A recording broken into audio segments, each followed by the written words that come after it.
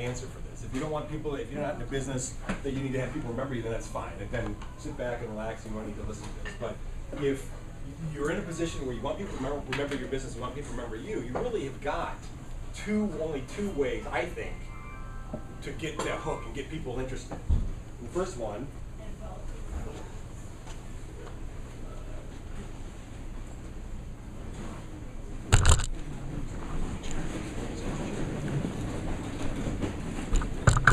is you can develop a signature look.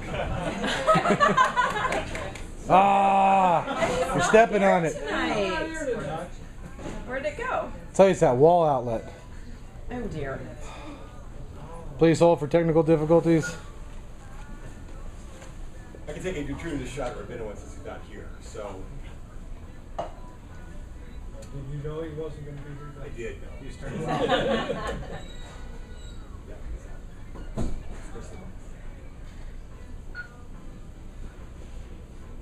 We have another extension cord. That outlet's not. Sorry, Dennis. That's all right.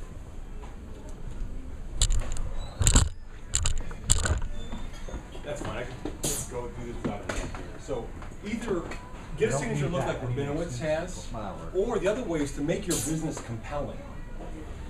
Really, and what I want to do is spend some time talking to you about this tonight, because I first learned about this 4 or 5 years ago from a guy named Mark Law. A lot of you guys know him. I took this small seminar from him on marketing, and the first thing that we talked about was, what's your signature story? It's like, oh, how are you talking about it? Signature story. And he asked us, he says, what is the the most visited site, a page on any website, anywhere? I said, I don't know. He goes, well, if you do analytics, and I'm going to tell him I didn't know what analytics was. I said, no, I'm not. He goes, well, do analytics and find out. He said, the most visited page on any website is the About page, more than anything else. I said, that's a bunch of crap. I said, we're business people. I don't really care. And he goes, no. Do analytics, and you'll find out that the About page is the most important. So sure enough, I did that. And sure enough, About page far and away is the most important page. Now, and what I find is that if you look on Facebook page, and I'm guilty of this as well, Facebook in particular, Facebook has an About page now. How many of you guys have a lot of stuff on the About page on Facebook? Nobody does. And I wanted to pick on Kelly and Todd today. They've got the Michigan Turnkey site. They've got the germ of a really good About page, but it's like the resume. It's something boring, no fun. And so what I want to do is kind of talk about a process that I went through to kind of write my own story. And sorry about that. Cool. I want to go through the process of about a dozen steps of an outline of how to write your own story to make it compelling. And I'm not talking about embellishing. I'm not talking about lying, making stuff up, because we all have interesting stories, even new people. You've got interesting stories. There's a reason why you are where you are today. And this process really is a process of putting it down on paper and making it compelling. Because if you and again, some people don't like to do this because it takes work, but writing it down really helps you visualize, helps you figure out how to describe it differently. And what I'll do is we go through this, these different steps. I'll tell you kind of how it fits into my story and how I kind of have taken each piece and kind of related it to the outline and make it compelling. Now, the thing, again, not to pat myself on the back, but I think because I've been focusing on my own story now for 4 or 5 years, many of you could tell me my story because you've seen it so many times, so many different places.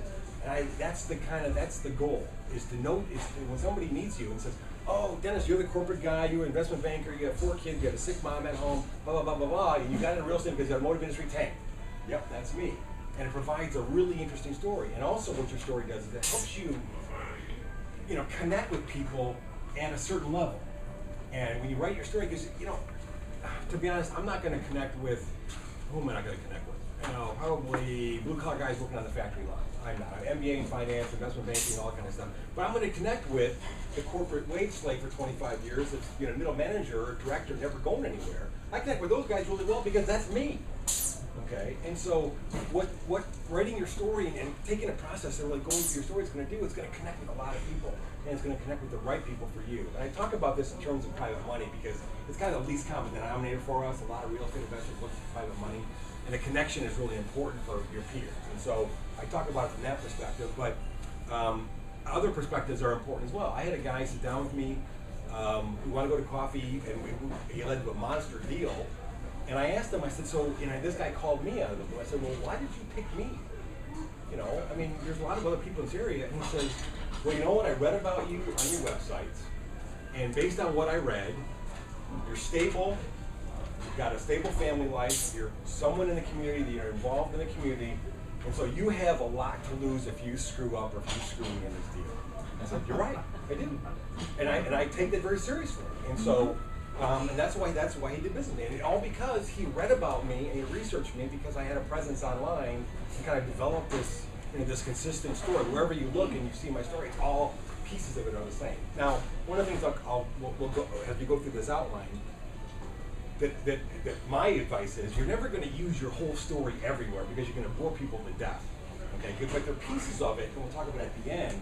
And I call it signature stories along the way that you use to hook people along the way to different pieces of it. So we'll talk about that at the very end. But let me walk through the steps. Again, it's really straightforward on how to put this together. And I've gleaned this from a lot of different sources. But so we're going to craft and polish your own story. The first step is understand that you are the hero of the story. You are Luke Skywalker in the story. Okay? And the reason is because we're going to write this because you're going to go through challenges, you're going to go through ups and downs. You need to be a character that people can root for in your story. Okay? So corporate guy, MBA, going for the whole 9 yards, and automotive industry starts to tank, and oh my gosh, I'm left without a safety net. So people are going, oh geez, what did you do? And so that's what you want. You want to get people kind of engaged and hooked into your story. So understand that you are the hero of your story. Part 2 is the catalyst. And the catalyst is basically, what's causing all this stuff? What's causing you to take an action? What's causing you to be a hero? In my situation, again, the build-up is corporate guy for a long time. I was all in on the corporate, lifestyle. I was a director at my company. Everything was going great, and all of a sudden, the automotive industry starts to tank right after I get promoted to director. And all these directors and vice presidents are getting thrown out of the company, and here I am without a safety net while all the other rats are scurrying to save themselves. It's like, I need to develop a safety net. That is my catalyst. Okay? Each of you have a catalyst of why you are here right here, why you're doing what you're doing. Think about what that is. And you see how I said that? That's exactly how I write it. It's important not to write it, well, I was blah, blah, blah, blah, not to be really boring, but write it like you've got some passion about what you're doing, because that's what's going to hook people in. Now, closely rated the catalyst is what's at stake. Okay, well, you know what? The automotive industry starts to tank, and I've got a wife at home, stay-at-home wife. I've got 4 kids. The oldest was 9. We had just taken my terminally ill mother in, built a $100,000 addition on her house because she had emphysema and she couldn't afford assisted living. And so I've got seven dependents at home or whatever, and blah blah blah blah blah blah. That's what's at stake. So I can't be without a job, and my mom can't be without utilities even. So because she could only exist with emphysema, the seriousness she had, within a very narrow range. Her room was like her. And this is one of the signature stories. My mom's apartment when we built this was like an Intel clean room for building microchips. I just imagine the guys with the bunny suits walking around there because it had air handle, air scrubber, it had its own generator. The thing you could, when nuclear war hits the world and everything disappeared, my mom's unit is still going to be lit up because it's self-contained. That's self-contained, because she had it because of this emphysema. So that's what's at stake. And again, you don't lie, you don't embellish, you just talk about it in a way that's interesting to folks. And again, it's important to draw people in and be honest with this stuff, because you want people to root for you. Okay, so many folks, like, again, I want to give Todd and Kelly a bad time about it because their about page is like a resume. Well, I'm engineer, boring as hell. Tell people what to say. Tell people what your weaknesses are. They can root for you. They get them on your side. Everybody wants to be anonymous on the internet. And it's kind of like an oxymoron, especially on Facebook. Social media, and you want to be anonymous. Don't put their picture on Facebook. I don't get that. Part 4 is the decision. Okay, now you get to the point where you've had this catalyst and you know what's at stake, and you've got to figure what's your next step. What do you do about it? What is your next? What is the decision you're going to have to make? And my decision was, I'm 100% invested in the corporate lifestyle. I'm not lifestyle, but the corporate process. I'm a corporate lifer. I was all in, all invested, and I was going to the top. But now, I was going to be vice president in 2 more years, and that was gone. My whole department was was eliminated. Thankfully, I didn't lose my job, only by the grace of God. And one of my signature stories is the conversation I had with my boss. My boss was, I don't even know if he was really Italian, but he liked to give everybody the impression he was mafia. Okay, he wore the $2,000 suits and skinny ties, all this kind of stuff. Not the silk suits, but they were kind of shiny. And he drove a Cadillac, and the whole 9 yards. And I only worked with this guy for a couple of weeks. And I had 7 people working for me. My department was eliminated. These people were all either let go or reassigned. Most of them were let go. I got reassigned to work for this guy. And I don't know this guy. I knew who he was, and he didn't know me. I didn't know him. And so I'm working for him for about 2 weeks. And he's like, he never says what's back at the door. He's always Mr. Italian guy. He comes over to my desk one day. Dennis, let's go for a ride. So Are we coming back? Well, when we get out to the car, what do? I look in the back seat, really kind of. He goes, "What are you doing?" So I'm looking for Clemens and the cannolis. And he goes, and I think honestly, that and the conversation we had saved my job. Seriously. So again, signature story in terms of the decision. But that was the catalyst for me knowing that I had to do something. So the decision was, I'm chucking the corporate thing. In a piece of it, so I've got to look at something else. I got to create a safety net, because even though I invested 20 years in this corporate process and the corporate ladder, it wasn't working. And because this is automotive, I didn't think it was going to work ever again. And I still don't think it's going to be as good as it was. I mean, Tony, do you think? I mean, it's different forever. That's the problem. That's the thing. And so that's the decision. So what was your decision? And think about the reasons why. And again, I'll talk about the process of how to do this when we get done. But it's really pretty basic. But what was your decision? What was? How did you decide on the direction to be a real estate investor and end up here? Part 5 is the search for the silver bullet. Now, you make a decision to, like on Indiana Jones, and the last thing where he steps, leap of faith, right? He steps out. You make the decision to take that step. Well, then what are you going to do? I make the decision to leave the corporate lifestyle, kind of do something else. Well, what do you do? What do you do next? I mean, and to be honest, I don't know about the rest of you guys, but I didn't have any love of real estate. I was thinking, like, I don't really care. I would sell drugs if I could get away from it. I just need to. So I swear to God, I would have been a drug dealer if I thought I could get away with it.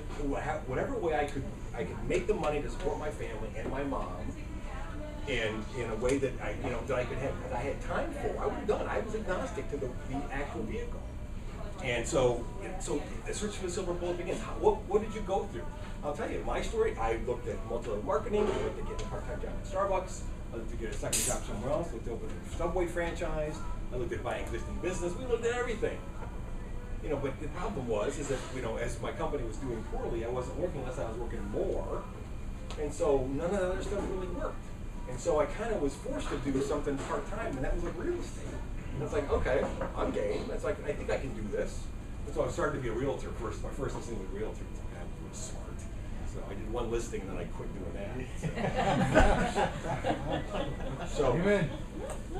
yeah. But anyway, what was your search? You didn't end up here. I mean, most people that I talk to that are in real estate now didn't, pop out of their mom's, whatever, and they're born, I want to be a real estate investor when I get to be 25 years old. It's like, no. That didn't happen. There was a story behind why you guys are here right now, what prompted you to do real estate. And whatever that is, there's an interesting story behind that, and write it down and kind of explain it to people how you got here. Right? I know Mike said you couldn't get a real job, probably, right? Anyway. So part 6 is the speed bumps and roadblocks that you hit. Okay. You're going to go through obviously a lot of different ups and downs, and you're going to have some failures along the way. And it's important to to talk about those, because if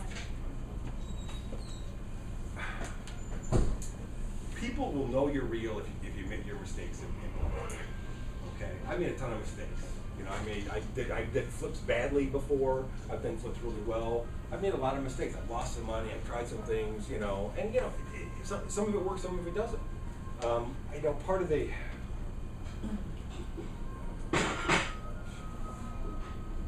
my frustration when I first started is that I didn't have the time to do real estate. I knew that it would give me the cash flow that I wanted, but I didn't know how to go about doing it. And so I ended up doing some direct mail, pre-foreclosure leads and that kind of thing.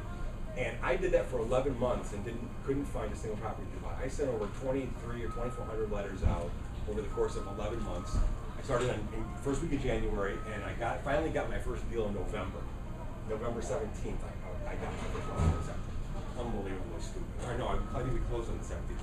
I got the deal at the end of October, closed in November. So, talk about your speed bumps, talk about your failures, talk about your obstacles, because people are gonna, again, it'll help draw people into your story, and so they'll root for you.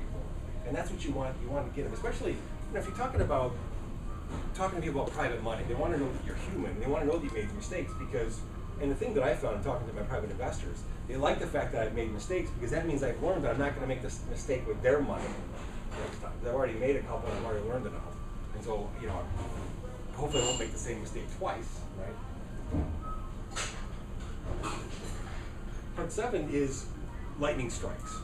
Okay, you come up, you've surmounted your roadblocks and speed bumps, and this was, for me, was getting my first deal. Lightning finally struck. I banged away. I'd gone to see, over those 10 or 11 months, I probably went to see 30 houses, 35 houses, and what I figured out what I was doing after the fact is that I was so cautious in my offers. I probably offered on 30 or 40 houses during that 11 months. I didn't let myself succeed, because I was always 20 grand below what the right price was, because I didn't want to make a mistake. Well, I didn't make a mistake because I didn't get any deals, right? So the easiest way not to make a mistake is not do anything. And so that's what I did. I didn't do it. I finally got a guy. Lightning strikes. Let me tell you about this. My lightning strikes. My first deal was my murder house. I've talked to somebody about that. I was sending letters. It was a probate deal in East Point. I still have the house. It's a great, profitable house. But the guy calls me. This guy is a meth head guy whose brother had killed his mother in the house, beaten her to death with a guitar. Jeez. In the house. Yeah. And so he calls me. This guy calls me and says, I got your letter. Come on over. It's like, okay, and I'm kind of going, okay, my script and stuff. And I'm starting, okay, can you just come over? And it's like, okay, fine. So I go over his house, and it's in end of October, beginning of November. And so it's starting to get dark. After daylight savings time, it's starting to get dark. This guy has an extension cord running from his house to the next door neighbor, because the power's out in his house. And this guy is like Charles Manson when I get in this house. Plus, the mom only got murdered 6 weeks ago. The carpet was torn up, and there's still blood on the wall, blood spattered on the wall and on the floor, dried blood. And I'm in this with like 3 candles from Charles Manson, and I don't know anything about houses, and it's like, you want to go see the basement? It's like, no, I'm fine with the basement. Seriously. And so, again, see how this is entertaining, because this is a real story. This is the kind of stuff that tells people. So anyway, so I got out of there. I told Charles Manson I wasn't interested, because I didn't want to end up in the basement, involuntarily. And so he called me back a week later and said, we got to do this deal. So we did the deal. And I said, I offered him a really low price, and he said, okay, because he was a meth head. And literally, he went right from the closing and bought meth, and I think I gave him 40 grand for this house. He was gone in probably that weekend. I mean, that guy was that bad of shape. I got a 3-bedroom, 2-bath house in East Point for 40 grand back when they were selling for 60, back in what year it was, 06, 05 or whatever. So it's been a long time. So that's when lightning struck with me. I finally got, by sheer dumb luck, the meth head luck, I got my first deal done. And what I did was then I figured out once I did a deal, then I had to do the rehab and stuff. So then I had a model to kind of figure out what was what, and I knew how much carpet was because I did it. I knew how much a kitchen really cost. I knew how much a bathroom vanity because I had done all this stuff. It's like, okay, I can do this now. So that's when lightning struck for me. That was one of my first lightning strikes. I had a bunch of different ones, obviously, because I had to keep getting beaten in the head with it for it to sink in.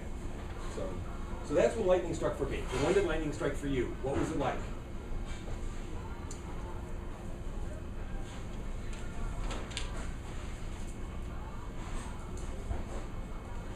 The initial impact was is the next step. Is it what was the initial impact of your first deal or your first experience? Now, well, after I closed with Mr. Meth Head, it took me. This was a paint and carpet rental. It needed carpeting. The whole house needed to be painted. I needed to put down peel and stick tile on the kitchen floor. I needed to paint the cabinets in the kitchen and a new vanity in the bathroom. That is it. It took me 7 months to do that because I did it myself. I was going to save money. And I did. So it took me 7 months to do this. So my initial impact is that I was an idiot on this first one because I did everything wrong. And to be honest, the next step is going to be huge obstacles. So these kind of go together. So the initial impact was that I did everything wrong on this first one. And the obstacle was I very nearly quit. I closed in November. I spent my entire Christmas vacation. I took some time off painting the freaking cabinets in the kitchen inside and out. Did your wife kill you? Love kill you?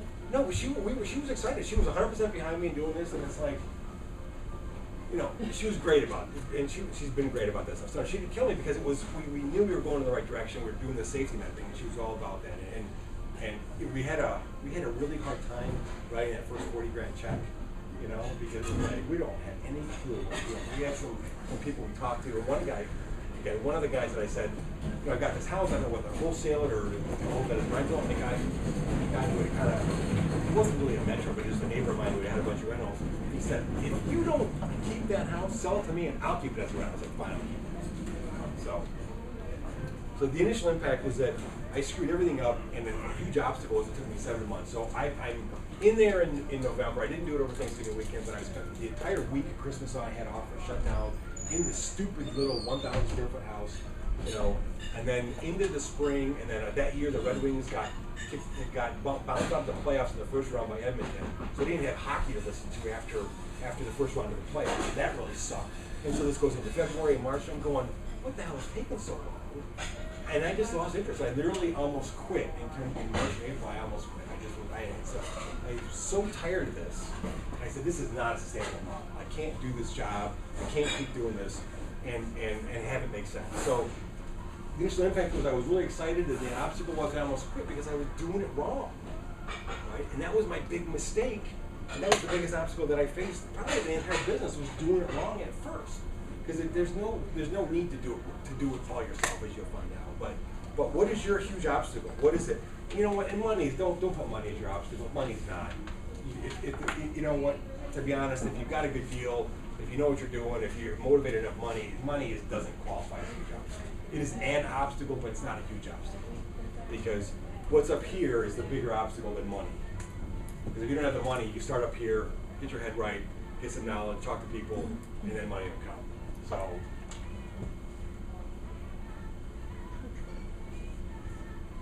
So after you kind of figure out what your huge obstacles are, and you've written those down.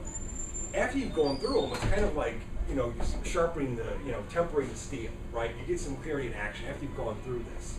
Well, I'm more rock-headed than most people, so I needed to have it beat into my head how to do this right. So my clarity in action was on my second house. So I finally got the murder house rented in May.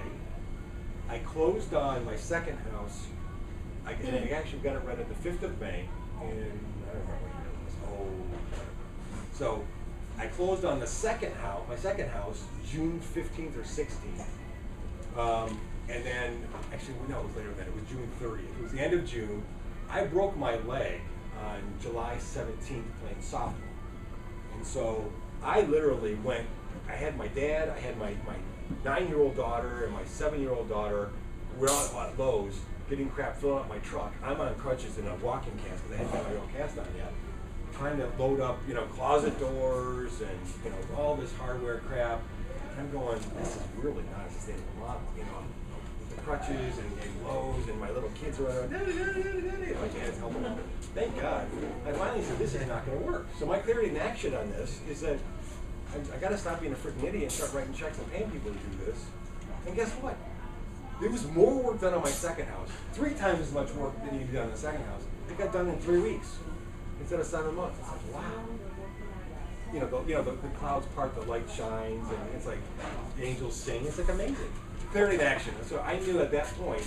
Well, then actually, when you start to think about the cool thing is when you get clarity, it's an amazing thing because clarity begets clarity. I don't know if that makes sense to you, but clarity begets clarity because for me, I not only went to okay, I need to pay people to do this. I said, well, what if I don't even buy houses that need to be rehabbed anymore to make rentals, and just buy them so I can close on them and have them rented to guy close on them?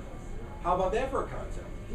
And so I did. And it's like, I'll be darned if I find houses like that. I've done 3 of them like that. So, but it only came with going through, walking over the hot coals or going through the fire or whatever, figuring out clarity and taking action on it. So part 10 is clarity and action. Part 11 is reaching the summit. Well, reaching the summit to me is kind of like the end of the clarity and action path. You've got some clarity, you kind of know what you want to do, you take action, and you kind of figure it out. For me, it's, I still got my day job, I'm still working a ton of hours a week. I can't go do, as much as I love the profitability of Detroit properties, I can't do Detroit properties. I know I can't. I have a 60-hour-a-week day job, I've got a family and kids are all sports. So the clarity, the reaching the summit for me was my whole set and forget approach to buying rental properties. I buy them, I rent them, and I forget them. And I only buy good stuff. I try to buy them so I can rent them on day one. I rented 3 houses before I even closed on them. And that's the best. That's a good model for me because I don't have to worry about them. I don't have to spend time doing them. To me, that's what was reaching the summit. That was when my business kind of became a real business because then I had my overriding concept, and everything else kind of, you get to the top of the hill, and then you kind of figure it out, and then so everything now, all my business is seen through the prism of set and forget. If it's not set and forget, it doesn't get in. Okay? And that's going to be the same thing for you guys, and it is the same for a lot of you because a lot of you already reached this point. Okay, so what is the reaching the summit for you? Is it doing the care facilities you guys are doing? Maybe that's reaching the summit for you guys, right? I mean, you guys have tried a lot of different things, and maybe that's going to be the summit for you guys. I mean, it could be. Part 12 are the signature stories. And it's not really, this is not a sequential piece of this. As you go through this and write all this stuff down, what I want you to do is pull stories out that you can tell people. Like my murder house story, like my mom's unit story, like my cannoli, my boss, the Italian boss story. Because what that's going to do is it gets people laugh. It's funny. You all have stories that are like that. Jesse, your ice house story was a great story. Your ice house that you built that well melted and everything like that. Great story. Nothing to do with your business, but it's part of your story, though, right? So go back once you do this, and what Mark Griswold said is create an outline for each part of this. Chunk it out, and then write a paragraph for each one, and then go back and write some more, and flesh it out until you got a few paragraphs for each one of these pieces. Now, you're not going to use every word of this every time you tell your story. You can't, because you'll bore people to death. But in situations, like you may have it on your Facebook page, all of it, so people can get a full view. I'll tell you what I did on my page is that on my website, I actually got 2 pages of my story. One of them is my story and how I got started in real estate. And the other one I just call fun stuff that people don't know about me because people think I'm really stiff, which I generally am at work and stuff. And it's like, like scotch and cigars, and I like Dune books, and my favorite movie is Casablanca, and I'm a closet Shania Twain fan, and all that kind of stuff.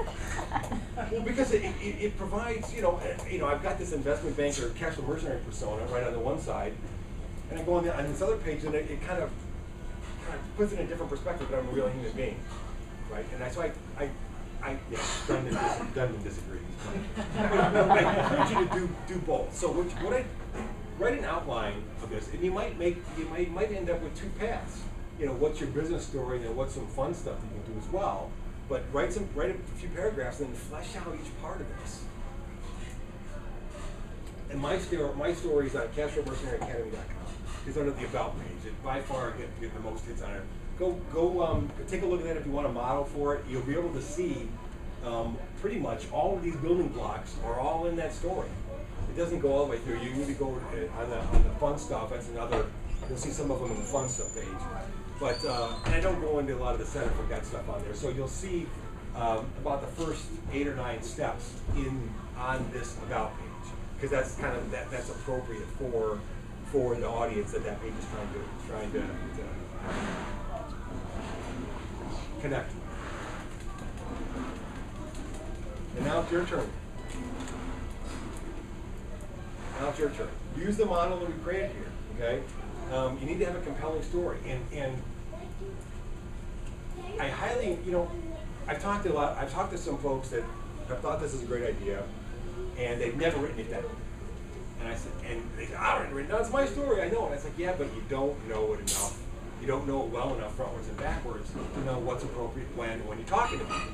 I said, so write the damn thing down. It may be 4 or 5 pages. Mine, I think, is 4 or 5 written pages down in Microsoft Word. But that's because I put everything in there. But now I know it sequentially. I know what the signature stories are that I can probably get a laugh or to get some connection with folks, right? And so you'll do the same thing, but writing it down is really important. I highly encourage you to do this. And again, do as I say, not as I do. I need to do a better job of putting this on Facebook. I don't have my story on Facebook. I got to put it on my Facebook page and maybe both my personal profile and my business page, the Castle Mercenary. So I've done a poor job of that. But now that Facebook's at the timeline, it's a really good way to get people you want to develop affinity with folks. I mean, Twitter's really good at that. Using your Twitter blurb. I don't want to talk too much about social media, but Twitter, you got your 160 characters, whatever, that you can talk about who you are, and that's really great to list off all your affinity. Facebook is going to have a good way to do that. But the about page is a good start. So I encourage you to get your story, get it up on Facebook, and start kind of developing a persona. Who do you want to be known as? Because I'll tell you, if you don't define yourself, people will define you themselves, right? And so you want to be out in front of that. You want to be like, again,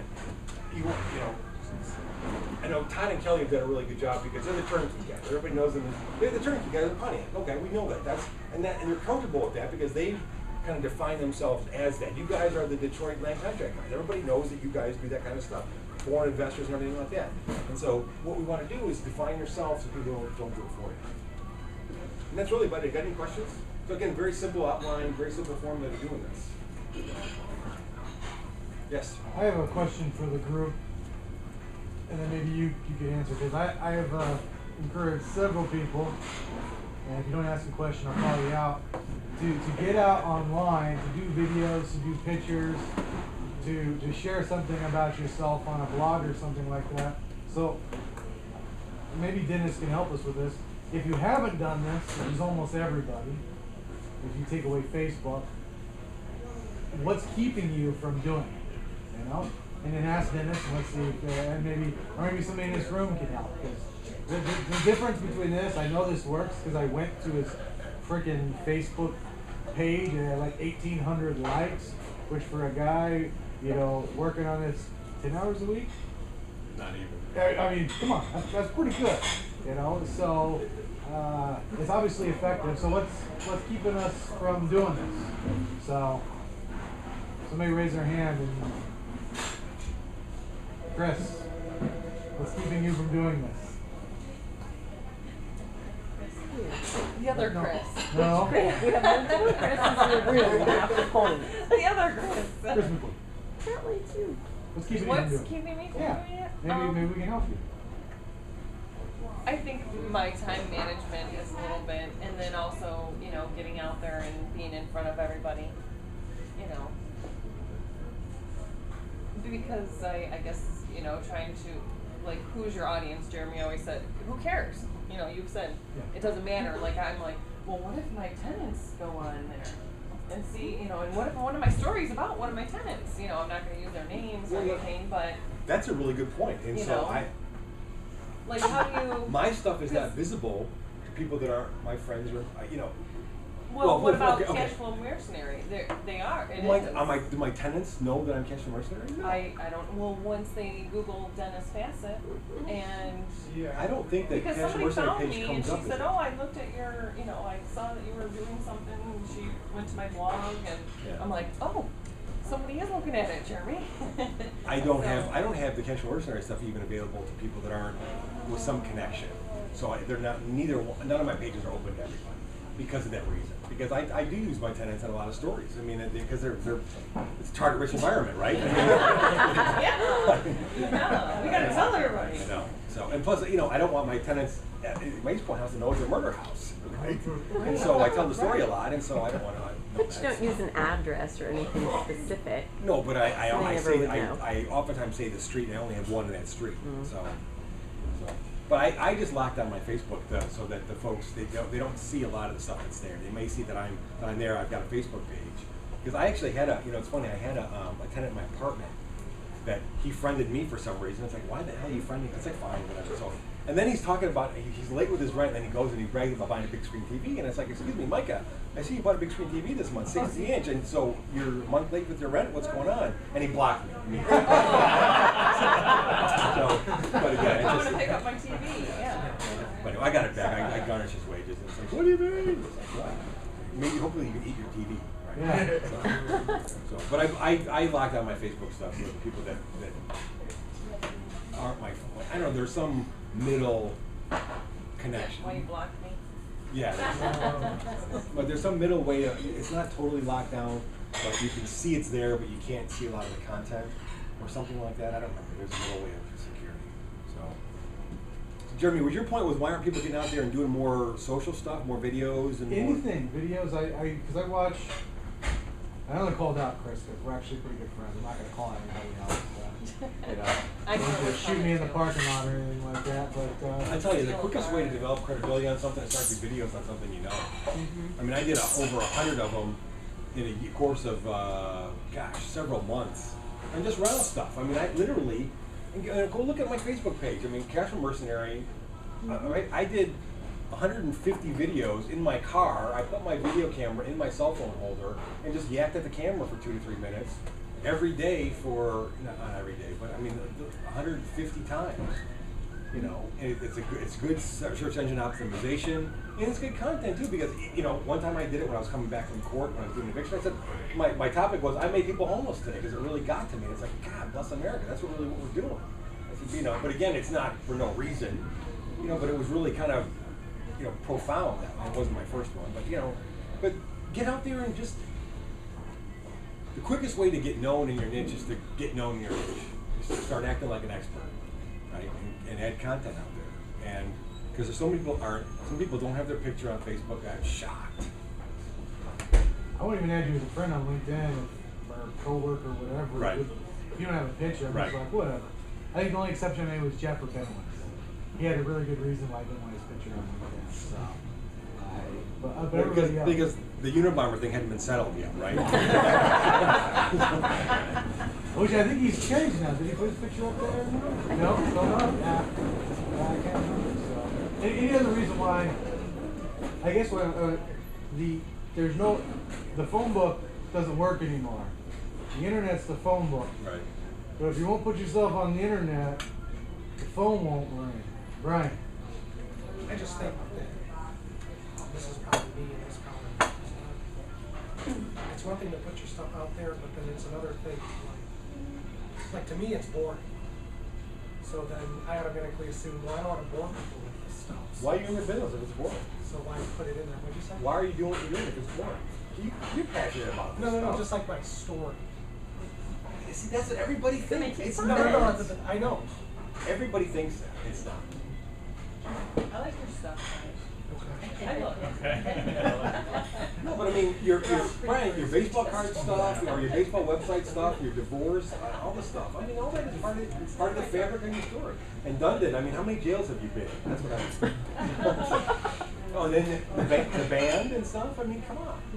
And Jesse, I mean, you have countless things in your story.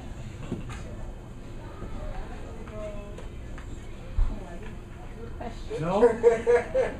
What if I told you you could triple your income in 5 years if you got out there and did it?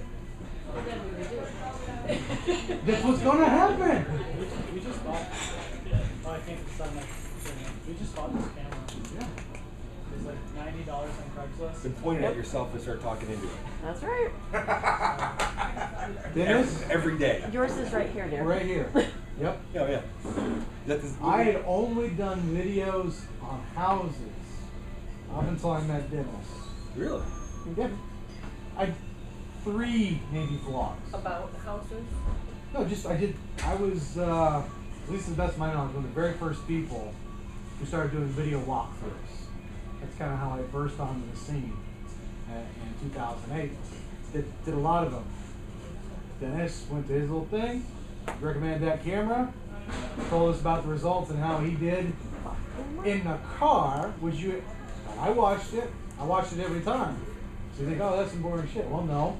If you're watching it every time, all the way through, it's not. Do you watch anything you don't like? So I'm like, well, okay, I'm interested in this. So I then turn it literally, at least he had something to hold it in the car. Yeah, exactly. I just showed you how bad you could be and still be successful. Right. I literally took the camera, held it, pushed, and I've done 60, 70 videos like that. Yeah. Hundreds of thousands of views in some. Yeah. Mind Hundreds you, of sometimes views. his face isn't even in the video Yeah. because he's like, I'm moving. I'm not that pleasant to look at. And I think the last time I checked, I had 65,000 views on YouTube. And I just get a butt ton of business from it. And I don't even do it, I wouldn't even say probably adequately. I'd say marginal. The point is not the quality, it's the point that he's doing content. Have you ever seen any of his videos? Jeremy's videos? You watch this stuff?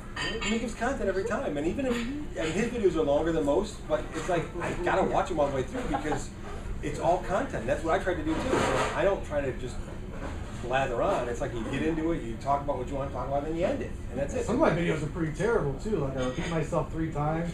And I can't remember, no, it was Gary Vaynerchuk, one take. So I took like his and then Gary and put it together at one take, no matter how bad it is. I don't even look at it before I upload. Yeah. Because then I know I'm like, oh, I'm going to shoot this thing again. That's the quickest way to not have any videos out there. Right. And then you watch it, and I just get it. So I get the question, like I learned from Dennis, I implemented some stuff into it. Why? And I follow and I watch you guys. Why not? That's my question to you. Why not? If there's something holding you back, raise your hand and then let's work on this because this is the future. Like I truly believe in 5 to 10 years, this will be the only way business is done. Maybe I could be wrong, but it's working for Dennis. It's working for me. I haven't spent a cent on advertising in like a year and a half, maybe even 2 years.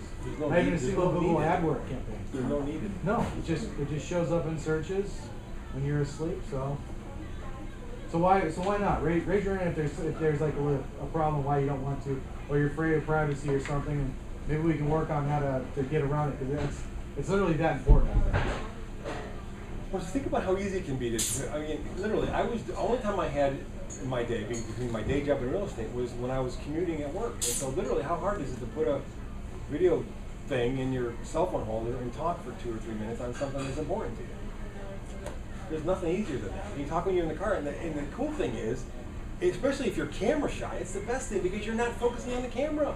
You turn it on and you're driving, and you're just yakking about something you know about. It is so easy. Otherwise, you look at the camera and go, I think it's right there. You just stare at it. If you're camera shy, it's the best thing because you just take your mind off of it and you can just talk about something that matters to you. I highly encourage you to do this. And it's so easy. It's unbelievable. Okay, I used to write. Like I probably have 100 written blog posts. Yeah. It takes you 10 times as long to write something as it does to turn the camera around and shoot video. Because when you're writing something, well, now grammar is important. Because you can be judged on every little thing, and it bothers me. You know, colloquial English on video camera, it's acceptable. Yeah, it's fine. So, an example of how bad you can do it and still be successful. I'm the most camera shy person in the world, and I've put up several. Now, granted, he's been behind the camera going, do it now, one take. Yeah, well, You can see where she's pissed at me on a couple of them. Yeah, No, we're not starting over. Excuse me, it's nasty. Yes, everything goes back to smiling. It's all there. One take. So, all right, maybe you don't want to do it in front of everybody. Don't leave tonight without, if there's something keeping you back from implementing what Dennis is talking about. Talk to somebody here, Dennis, me, or whatever. Chris, go ahead. How has it helped your, know, your whole process? Just from the standpoint of private investors, I've gotten 3 private investors that have approached me just by finding me on Facebook and looking on Facebook. And the one guy that got to know me, and he said, I'm doing business with you because I saw you, I researched you, and you So said. you didn't know those people at all beforehand? I did not. I knew the Facebook people. They were Facebook fans. But then out of the blue, I got on two people. I got emails, Facebook emails from 2 people that said, "I got money to invest. I like what you're doing. When can you take my money?" I actually turned them both down because they were short-term money, and was doing longer-term stuff at the time. And I literally said, "I can't use your money." So, but again, it was nice to get the validation. And the other guy, we did a really good deal with, and so it worked really well. So, I mean, that's just again, that's a piece of it. So. All right, well, that's it. Everybody get Thanks, in guys. hand.